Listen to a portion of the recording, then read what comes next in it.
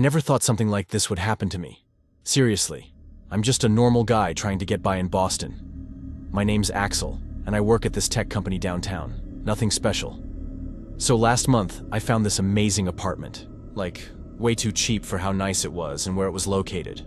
Right in the middle of everything. The landlord kept pushing me to sign fast. He said the last person moved out quick.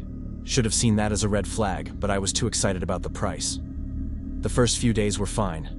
I was just happy to have a place with actual space, you know? My old apartment was tiny. This one had a real kitchen and everything. But then weird stuff started happening. Like, I'd put my coffee mug on the kitchen counter before leaving for work, and when I got home, it would be by the sink. Or, I'd leave my shoes by the door, and they'd be lined up all neat later. My bathroom towels were folded different than how I do it. I kept thinking, does someone have a key? Is the landlord coming in when I'm gone? That's super illegal. So I bought this security camera from Target. Nothing fancy, just something that could record the living room and kitchen. I set it up before heading to work one morning. My stomach felt all weird all day, wondering what I'd see when I checked it. But the footage showed nothing. Empty apartment. Yet my stuff was still getting moved around. Then the smell started. At first it was just this faint, weird odor, kind of like old food, but it got worse.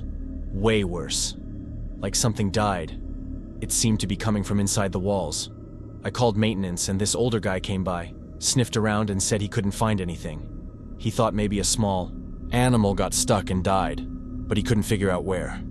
Then came the night that really freaked me out.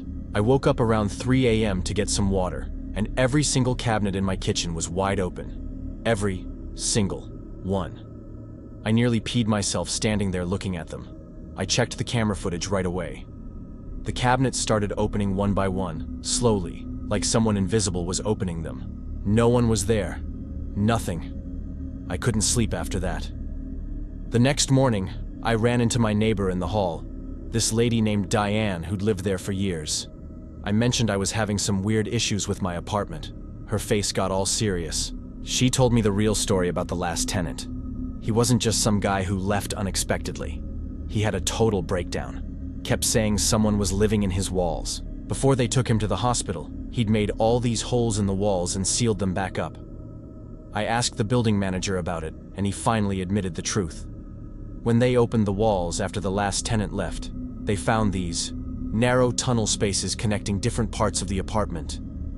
And there were signs someone had been in there recently, like food wrappers and stuff. I broke my lease that same day, packed my things and stayed at a hotel. The scariest part? I checked the building's security cameras. No one but me entered my apartment the whole time I lived there. No one. I still can't sleep right thinking about who or what was moving around inside my walls.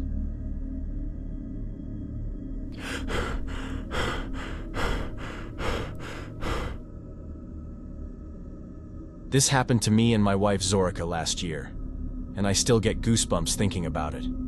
We were so excited when we finally saved enough. For our first house, it was this old-looking place from the 1930s with this cool wooden design. The real estate lady kept talking about how the basement was totally redone by the people who lived there before us. After we moved all our stuff in, took us like 3 whole days because my buddy Kyle, who promised to help, bailed on us. I went down to check out the basement. The previous owners had put in this fancy home theater thing. There were speakers in the walls and this complicated-looking system with all these buttons. I'm not super tech-savvy or anything, but I wanted to test it out. My plan was to hook up my phone and blast some music while we unpacked. When I turned the system on, though, instead of silence, I heard breathing. Like someone just breathing in and out, real slow and steady. Freaked me out a bit, but I figured it was probably just some weird feedback or something. I reset the whole system, had to look up how to do that on YouTube, but the same thing happened again, just breathing.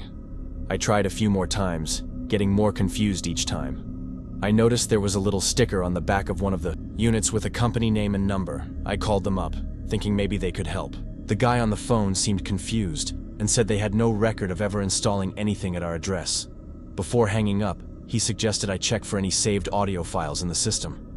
I fiddled around with the controls and found this hidden folder. What I saw made my stomach feel weird. Hundreds of audio recordings, all several hours long, dated every single day for the last 6 months. I remember sitting there on the cold basement floor, debating whether I should listen to any of them. My curiosity won out. I picked one from 3 months back and pressed play.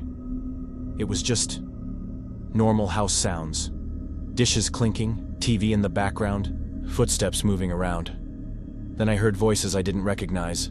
A family talking, kids laughing. Must have been the previous owners. That's when it hit me.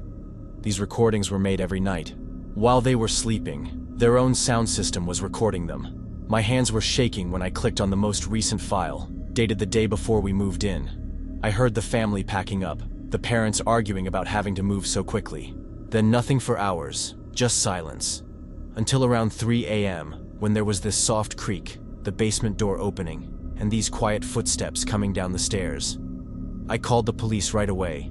They came and searched the whole place. Under the basement stairs, they found this small crawl space with a makeshift bed. There were food wrappers everywhere, a bucket they'd been using as a toilet, and, this still makes me feel sick, a notebook filled with detailed notes about the family's schedule. When they left for work, when the kids got home from school, what time they all went to bed. Someone had been living in our house, in their house, for months, listening to them through the sound system I'd just discovered. The cops never found the person. They just disappeared. We tore out the whole sound system the next day. Got new locks, security cameras, everything. It's been over a year now, but sometimes I still wake up in the middle of the night, absolutely certain I hear footsteps on the basement stairs.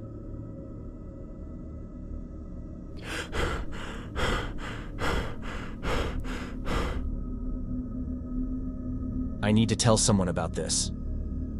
I've been keeping it to myself for weeks now, but I can't anymore. About 4 months ago, I moved into this development called Copper Canyon Estates outside Phoenix. Got a good deal on the house. Too good, looking back. The neighborhood seemed perfect at first. Like, picture perfect. Green lawns despite the desert heat. Everyone smiling and waving. This guy named Zaid from next door brought over homemade bread the first day. The lady across the street, Imogen was her name, invited me to their weekly block parties. Everyone seemed so interested in me. At the time, I thought it was nice. Then things started feeling weird. Little things. Imogen, who was the HOA president, kept asking if I'd installed the system yet. When I asked what system, she got this look on her face. Kind of frozen smile. She left a brochure for some fancy security setup that cost way more than I could afford. The next day she came back and said the HOA would pay for most of it. When I still said no, that's when people started acting different. I'd be getting ready for work and noticed someone standing at the edge of my yard, just looking at my house. Sometimes I'd be washing dishes and see a car drive by real slow, then circle around again 10 minutes later. At the block party, I walked up to a group talking, and everyone just stopped mid-sentence.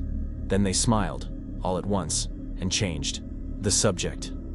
I remember one night my dog kept growling at the back door even though nothing was there. I couldn't sleep after that. Kept thinking I heard footsteps outside my bedroom window. The worst day was when I came home and found my coffee mug on the wrong side of the sink. Small thing, right? Except I live alone, and my laptop was open when I know I closed it. I got these little cameras from the hardware store, didn't tell anyone. Set them up before work the next day. What I saw, I still can't believe it. While I was gone, 3 different neighbors came in. They had keys to my house. They went through my stuff, replaced things with identical items, and put something in my air vents. When I showed Imogen the footage, she didn't even seem surprised. "We're a special community here," she said, all calm. "We look out for each other. Your predecessor understood our ways. We thought you would too." That night, I found out they owned my house before selling it to me. They'd been watching me online for months before I even found the listing. I tried to leave. Packed a bag while pretending everything was normal, but when I got in my car, it wouldn't start. Someone had removed parts from the engine. Every night now, I hear them outside, whispering, waiting. They're always watching. Always.